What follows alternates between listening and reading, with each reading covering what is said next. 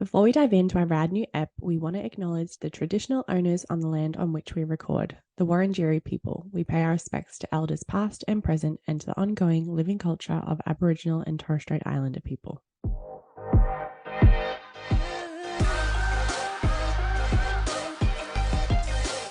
What's up and welcome to Girls Gotta Work podcast. I'm Jordan and I'm a hot mess. And I'm Hayleigh, a recovering awkward person. And we are your go-to girls for talking about the rad, the bad, and the mad reality of running a business. Go grab a coffee, kick up your feet, and enjoy today's episode. What's up, everyone? Hello, hello. Happy new episode. So excited to be back. Excited to be in your ears. It's been a big 2 weeks. Yeah, we're going to talk about some side hustle things. Really, we're just going to talk about Jordan. So that's fun for us. We're just going to have a whole episode about me. How self-centered of me. Well, we're going to go through some of the questions we get asked a lot. Well, especially when Jordan announced going back to work full time. So we've had a lot of people in the DMs asking us these questions. So we're just going to answer them. We're going to do what you want, guys. So yeah, this episode's for you. Yeah, we're actually just following your lead. So if I have to talk about myself for half an hour, 45 minutes, then I guess that's what we're going to do. That's what we're here for. But before we jump into those amazing questions and all that kind of fun stuff, Jords, how's the last 2 weeks been? What have you been up to? Anything exciting? Mate, it's been a massive 2 weeks. We've had our first panel event. We've had Easter. I've had full-time work. I've had side hustle things. I've had my brother home from New Zealand, so I spent heaps of time with him. I've had some hot girl walks with friends. We love a hot girl walk. So with a Frank Green water bottle. No, we actually had coffee. So hot girl walks with hot girl coffees. With beverage. I'm so not a part of the culture. I'm not a part of the hot girl walk culture. It's my first hot girl walk, but I really, really enjoyed it. Went to Yarrabend Park and walked around the river. Oh, beautiful. Yeah. Do you have one of those bum bags you wear sideways? No, I I'm have not one that of those. cool. Oh my God. Again, I'm not part of the culture. I'm not that cool. I had just a handbag over my shoulder. I'm wearing a long sleeve top underneath a t-shirt. I looked a bit dorky, but it's a vibe. It's a vibe, and it is what it is. No, but that's not, it's the tiniest thing that happened. No, our panel event. I want to talk about it because let's talk about it. We haven't even really properly, what's the word for it? Digested it. Chatted about it. Yeah, I think we've just been so fucking busy the last couple of weeks. It's been that was amazing. Let's do another one. And then that's it. And we just haven't really spoken about it. So I, for one, had a fucking amazing time. Samesies. I mean, we had a bit of a chat at the end of the night, but how did you feel coming out of that? I know obviously introvert burnout may have been a thing, but I was surprised at how non-people hungover I was, and I was reflecting on it, and it was just wholesome, and I'm just this whole year, and I think the theme of March, how we talked about women empowerment, really just set me up for ending the month on such a high like that. But yes, and I think I've said this before, being a part of this generation of this women empowerment and just getting to be a part of it and facilitating conversation. We got to facilitate and be there and create that space. Yes. And it took how I've been feeling to a whole other level of getting to just, facilitate it. Was just, I just to have no words.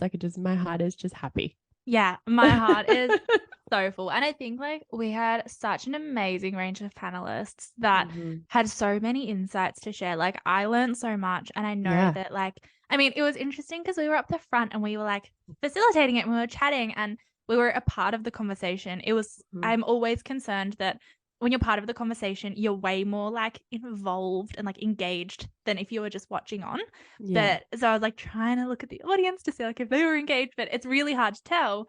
But then afterwards having a chat, because everyone hung around afterwards, which I was so wrapped with. Yeah. And just having a chat and everyone was so engaged, so amazing. The conversations kept going as well. It's not the panel event, wrapped up in a bow and you put that in the corner and then just have a chat about whatever. The conversations kept going. Yeah. Everyone was super engaged. We literally had to get kicked out of the venue because everyone wanted to hang around. It was amazing. That's so nice that we did that. Yeah, to everyone who came, thank you so much. I think the number one question we got asked was, when's the next one? Please let us know. So I think maybe after we jump off mic, we should probably talk about that. Yeah, but like keep listening, keep watching. Oh, join our Facebook group because I think bar the podcast, that will be the next place we'll announce it when we're ready for whatever that looks like. Yeah. And if you have ideas of what you want, like come at us. Like panel events are obviously so much fun, but is there anything else? Like, do you want retreats? Do you want something a bit more fun? Like, not that that wasn't fun, but like I don't know. I'm just going to put this out for complete selfish reasons, but like drag, paint and sip. Drag brunch again. We did that for your 30th and selfish reasons. Like so good. Yeah, selfish reasons. If you want to do something for selfish reasons, hit us up. We're also so keen to just do something while chatting about business and connecting with all of you lovely people. So yeah, but event aside, how has your last fortnight been? What have you been up to? How was your Easter? Good, I think. Are you sure? Yep. So good. It was sometimes I get stumped like, what do you guys do for Easter? Like I hardly ever do anything and I don't have any like big family traditions and I didn't go away. But honestly, the first quarter of this year, like, hold on, just pause for a second. It's fucking April. Like, when did that happen? For one, like, I'm not mentally prepared. So then when Easter came around, I was like, fuck no, I'm doing nothing. Like, I did nothing. And it was amazing because I've had such a humongous first quarter of just like life and business and our event and all the things that I knew I was going to be doing that I'm like, yes, it's break time. So it's just good to just like, you know, put around the house, do any of the things I wanted to do the things I didn't want to do and just rest. Yes. Muchly needed. So good. I'm so stoked for you. Yeah. And I also hit up a couple of the international comedy shows, which is still running till the end of the month. So everyone get out in Melbourne, if you're in Melbourne, and see some shows. Yeah. They're really good prices too. I know. I went to one a couple of weeks ago that was, I think, $20 a ticket and it was Best of British. It was so good. Yeah. It was 4 acts in an hour and it was just like one after the other. Everyone had like 15 minutes. It was so fucking funny. I think there was only one that was a bit like, I don't know, like, because it was Best of British. I was expecting like very British comedy and like British humor. It's my favorite, and that was for 3 or 4, but like one of them was from British Columbia, so not actually in the UK. And I was a bit like, so Canadian. Yeah, Canadian, very like American humor, and like I know Canada is not America, but like it just came across as very American humor, and like it's just not my vibe. It's not my cup of tea. It's not my type of humor. I'm like the British I don't want to say the proper British comedians, but like the proper British English? Yeah. Well, English, the Scottish. UK. Yeah. People from the UK were fucking hilarious. And then I think because he was in the middle, I was a bit like, it's very different. And I'm not sure if it would have been different if he was like on his own when I hadn't seen like Brits go on. Anyway, all in all, it's fantastic. $20. So good. So yeah, back up that rec. Go to comedy. Yeah, we always do Best of Edinburgh, which is like same. Yes. And the same thing, I think 30 to 35. Yeah. Yes, that's always like my take. Yeah. Okay. So good. Go to the shows. Go to the shows, have fun, you know, live your best life. But shall we get into the episode and stop rambling? Let's do it.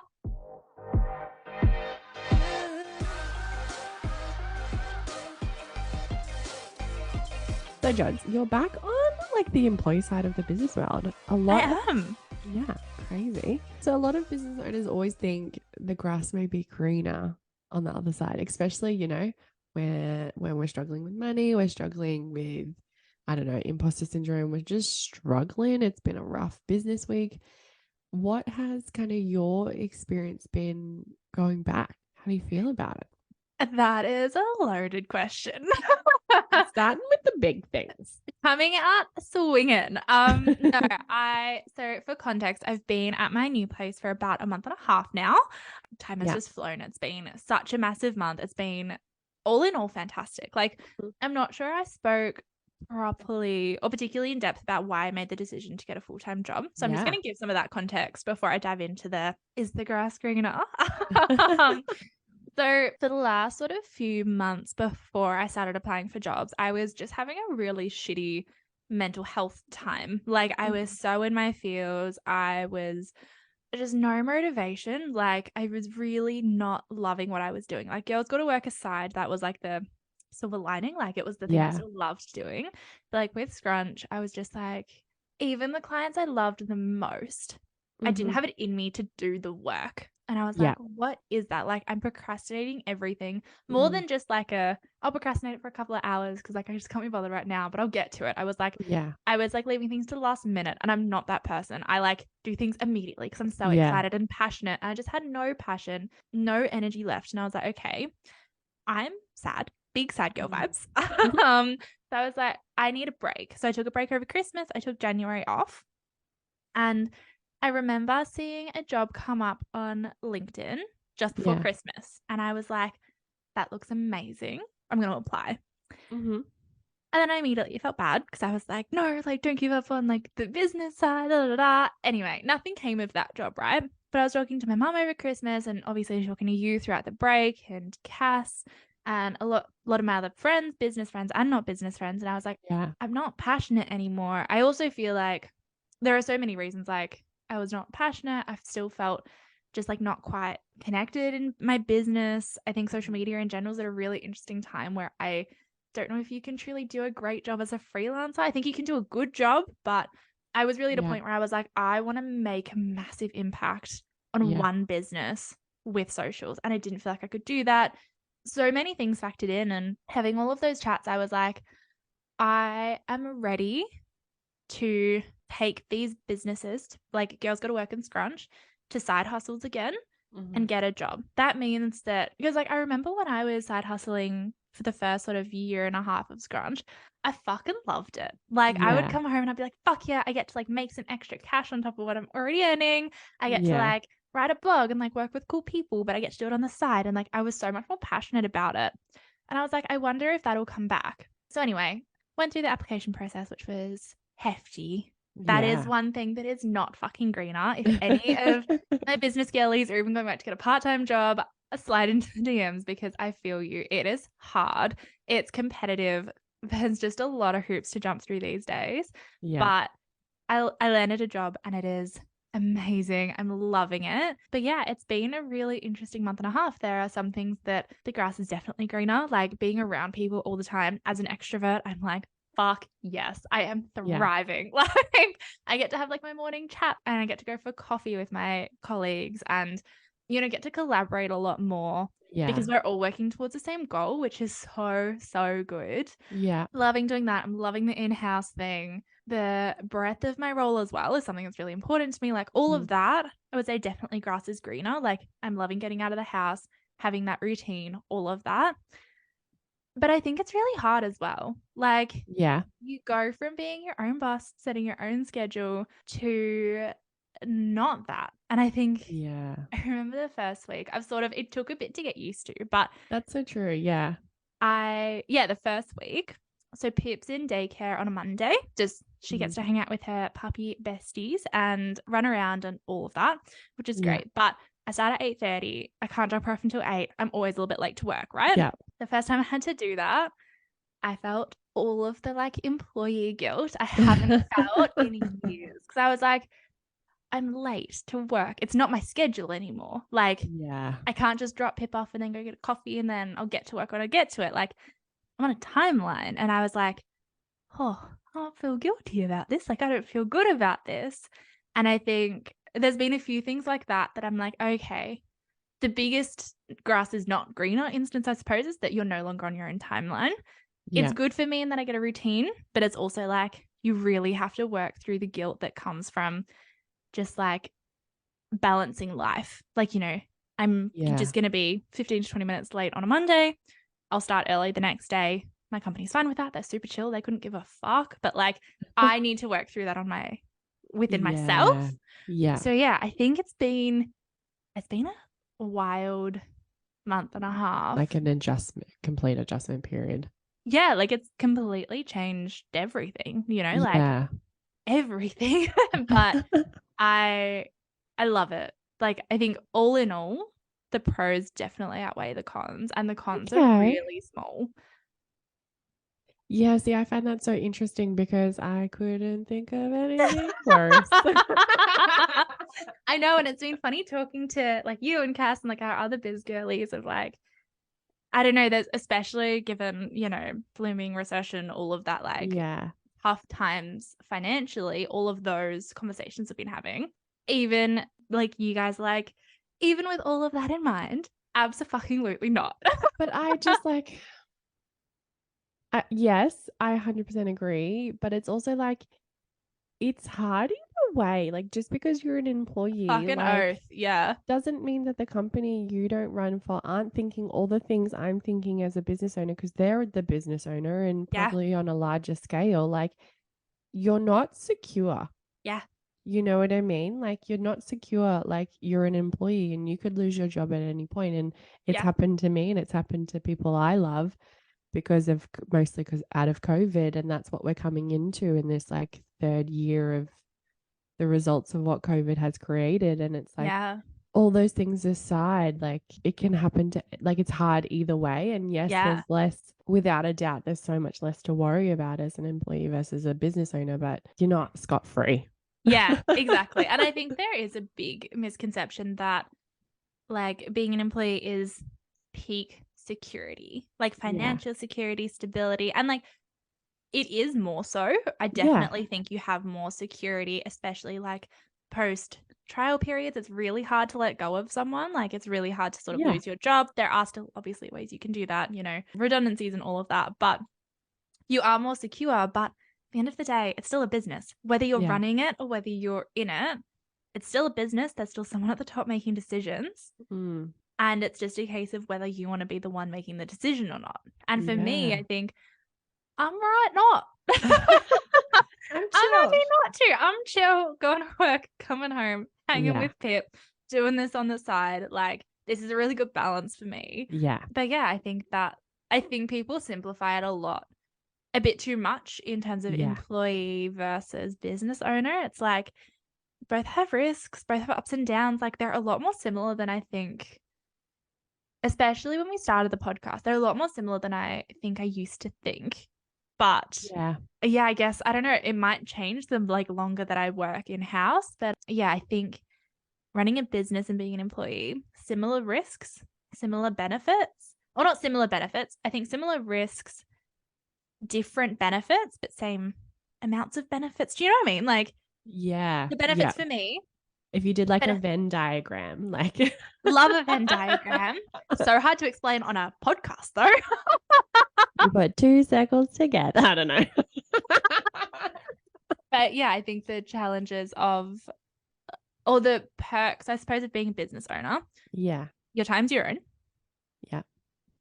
There are more. Sorry. Jordan is so stumped, guys. She's been out of our world for like a month and a half, and I'm just like, nah, not for me anymore. No, but like, but I kind of want to stop there because I don't want this episode to be a employed versus business owner podcast. I think that's definitely an episode for another day. That's not what today is about, or this episode is about. So I am gonna like just stop it. Rein it in. I feel like we are completely opposite sides of the coin, and we could talk about this forever. We could. But we're not talking about us. No. We're talking about you. my final point to that was more on the lines of there are benefits to both. Yeah. There are disadvantages to both. Yeah. For me, being an employee is exactly where I'm meant to be right now. Yeah. And the benefits of being an employee for me are far better than the benefits of being a business owner. That's really good to hear.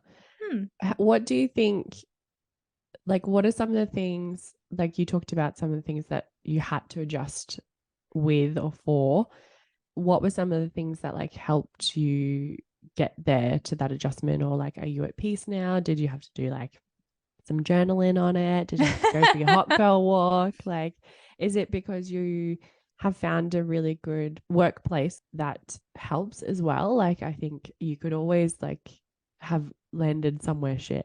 Yeah. I think and you're like, fuck this, I'm out. Yeah. I think if I landed somewhere shit, I would already have left. But I think my company is just so beautiful in that everyone sort of not does their own thing, but like they're just really happy to go with the flow. Like they're really chill. Like that guilt that I was talking about in terms of running late to work when I'm dropping Pip off or whatever that looks like, that faded within 2 weeks because, good. you know, the more you're there, you're more like, oh, well, my manager was like an hour late, but then she like came in early the next day, or like, you sort of see what other people are doing and you're like, oh, okay, that is okay. It's also good leadership. Yes. Which is really important as a business owner and employing people. Yeah, for sure. And I do think like the good leadership really helps because everyone's just quite chill is it's an interesting word because like I would describe it as pretty chill and pretty flexible, but everyone's also super driven and like we work hard, and so it's like it's not like we're all just like, you know, going on like 2-hour coffee breaks. It's not like working in government, which was my first job, which was you go on like a 4-hour lunch and then like you want it back and you might go for another coffee and you do like 2 hours work a day. Like we work hard, but everyone's very, I think flexible is probably a better way of putting it. So I think workplace definitely helped that transition of like making it a lot easier to just be like, okay, I can still make this work for me. Like it's not as big of an adjustment. Like if I'm 5 minutes late, I'm not going to have a manager breathing down my neck being like, where the fuck have you been? Like, why are you late? There's nothing like that. It's like, no one says anything. Like if you're going to, you know, 20 minutes past when you meant to start, no one says anything. Like, oh, hey, how's it going? How's your weekend? Like very flexible like that, which I really appreciate. And very trusting of that. Like you'll get your work done. You'll make up the time. Like there's just a lot of trust there, which is really helpful. I think the other thing has been just a lot of conversation. So like journaling, yes, but just like talking it out as well. Like one of the biggest things is that I found challenging, and I think I found challenging because I am an extrovert, is like all of these people have been working together for like 6, 12 months, 2 years, 4 years. And it's like, you're the new kid at school again. Yeah.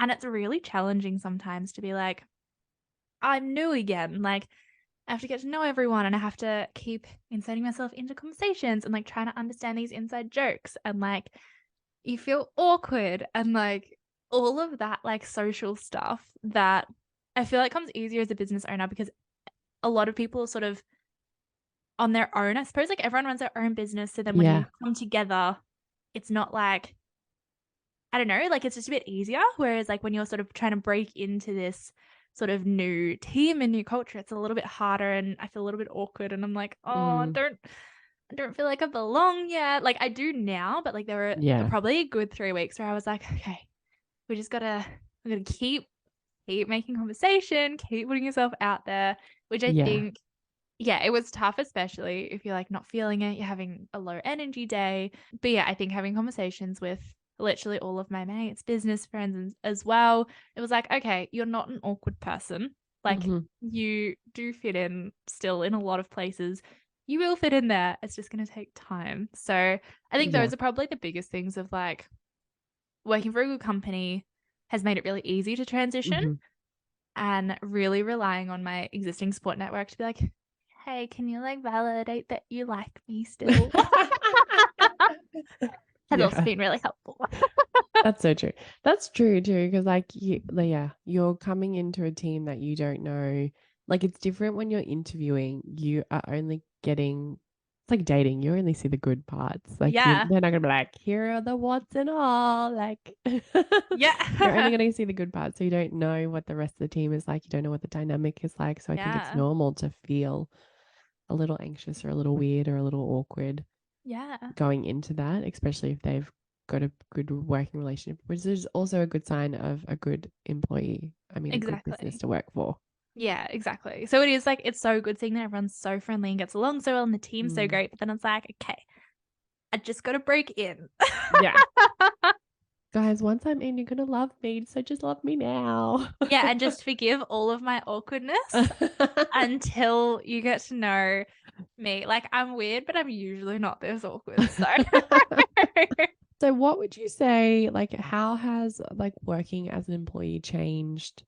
Like, do you have any different opinions or feelings about running a business? Like, as an employee, do you think about running, say, Scrunch differently or the company that you work for differently? Do you have different feelings? any kind of like nuggets of wisdom or anything come up in that area?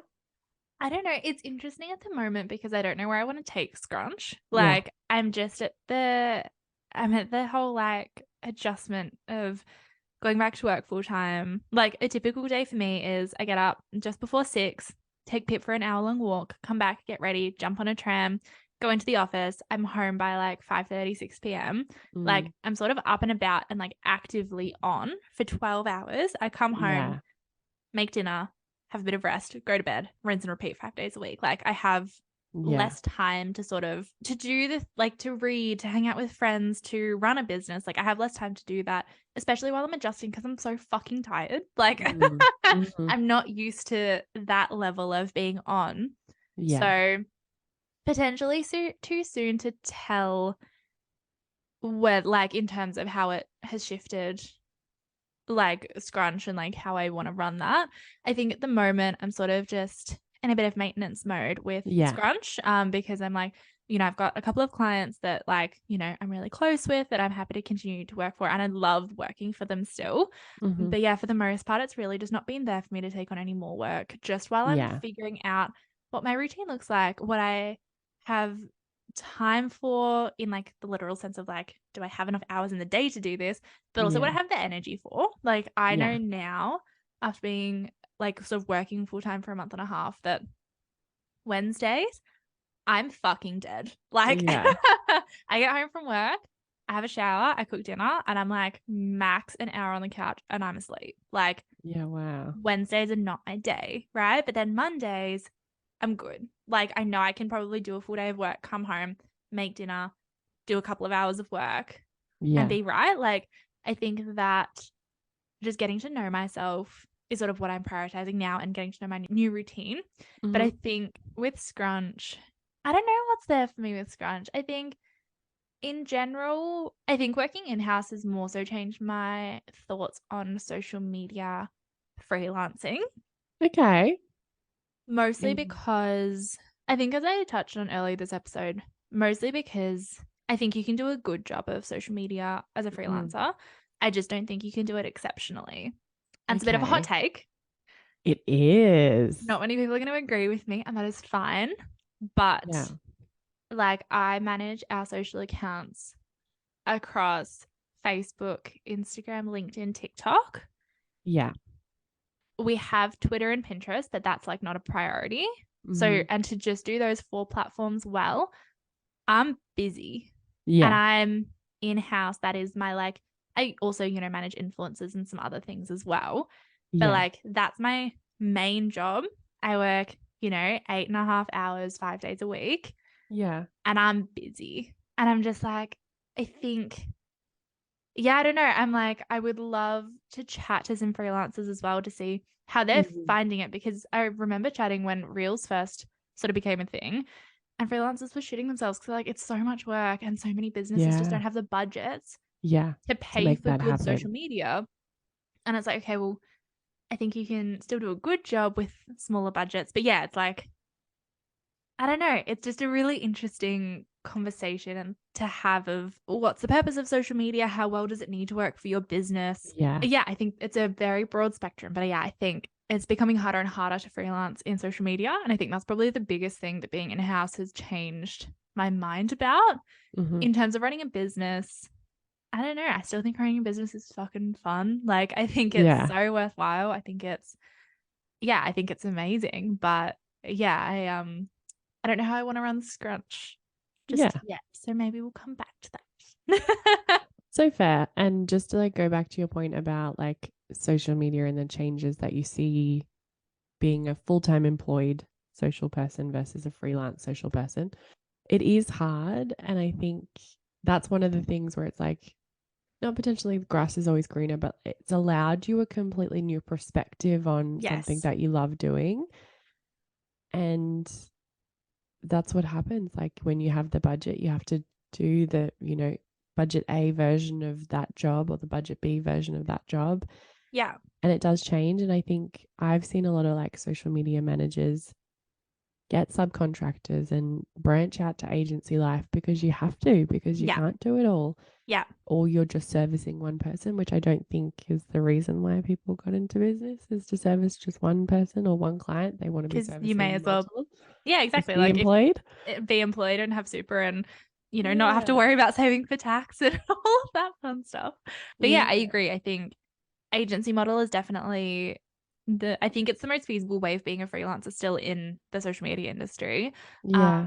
But yeah, I think you've got to charge for it. Like, I look back at what I was charging for my social media management clients, and I was like, I wasn't charging nearly enough, but I also don't think I could have been charging what I reckon I'm truly worth in that industry, because I don't think anyone would pay it. I know. It's been something I've been playing with. I don't have complete thoughts on it yet, but I think that's sort of what I think. I think social media managers basically are fucking superstars, and they do so much work and need to be paid more. So if you're listening and you have a social media manager, maybe ask them to up their rates. No joke. Yeah. Double your rates, triple your rates, ask for more. Just kick ass. Yeah. I think in regards to like scrunch, you don't need to know. No. Like, you don't need to know. And it might not even be scrunch. Like, it could be something else. Like, you just don't know what the future is going to like change. Like, yeah, could be anything. Which is also so exciting as well. Yeah. I think like being able to take a bit of a step back, because I was really struggling running scrunch last year. Being able to take a step back and being like, okay, this is a business I've put so much love into. I can now take a step, instead of trying to like force it to make it fit and like work, I can take a step back and have a bit of space from it as well, and be like, okay, there's no rush. I can just be like, okay, when it comes to me, when I got a bit of time, do I want to like think about where I want to take this, have a bit of a brainstorm, like, but there's no rush with it. Like, I really can just let it breathe, give it space, and then come back to it if and when I want to, and shape it into something else that's potentially more aligned, or go back to what I was doing, but just in a way that fits me better. Yeah. It's an amazing part about where I'm at, is that I get the space to just figure out what I want to do with my business without the pressure of, I just need to keep pumping out work because I need money. Yeah. It's awesome. It's exciting. It's so exciting. I like not constantly, but sometimes I'm like, if I didn't do this, I'd be doing that. And exactly right. You can't really, well, some people do. You can't really start the next thing while you're in the midst of the other thing, because the other thing is what's paying your rent. Not that has stopped you from trying, though. It has not. It has definitely not. How many new business ideas have you had in the last 6 months? Probably like 4. Couple. I mean, I got close and I registered a business name and ABN for one, and I actually got an email address. I had to have a hard talk with myself and be like, Hayleigh, you can't really make this happen. Yeah. Maybe one day. I was like, okay, gosh. But then I'm not going to tell my podcast people, but I have like another one that is just like burning in the back of my brain. I was like, one day. But I need some. Do I know this one? Yeah, but I need some some dollar bills to make that one happen. So so we'll just like make Hayleigh help out the biggest business in Australia, and then we'll start up the second business. I mean, third business. I dream really big, but I don't know if Hayleigh Helper is the one that's going to take me to the millions or trillions or whatever my goal financially is going to be. But yeah, who knows? Maybe one of the other ones will be. Yeah. And that's okay too. You can figure it out as you go. Yeah. But well, I have no more questions. I'm sure our audience have lots more questions. So yeah, definitely slide into the DMs, guys. But I just want to say thanks, Jordan. I mean, it's your podcast too, but thanks for showing up. Like, thanks for coming. No. Thanks for remembering to jump on time. But I think it's hard, and I've watched you kind of go through your own different kind of roller coaster of like scrunch to full time, and that kind of like battle that is. And it's not hard. It's not hard. It is fucking hard. It's not easy. And I think coming on and talking about it's important, and thoughts everyone has. And I think while you're working, you might have thoughts of the other side of the hill. Yeah. What's the analogy I'm trying to say? I don't fucking know. The other side of the hill? No, that's not right. The grass is greener on the other side? Yeah. I don't know. Yeah. I think my biggest thing with this is like, it's not hard to talk about, but it's more like I do feel a bit impostery about business things at the moment because I'm not 100% in it. Like I'm not doing it full time, but I think I really want to talk about this to reiterate to anyone who's still working full time and side hustling, or who's working full time and is looking to start a side hustle, or is working full time in their businesses and is like, oh fuck, I just really want to get a job. Like it doesn't make you any less of a business owner. Like you need to really listen to what's best for you. Yeah. Make the hard choices, and it doesn't mean anything about you. Nothing. One of my good friends, or business friends, I guess, or good friends, said to me, it takes so much courage to start a business and just the same amount, if not more, to close a business. 100%. Yeah. So like, honestly, it's hard. It's courageous. Yeah, exactly. So what? Just listen to yourself, do what works for you, and yeah, come chat if you want to chat. We're both here to chat. Always here. And I think we're done. Just done? I think we're done.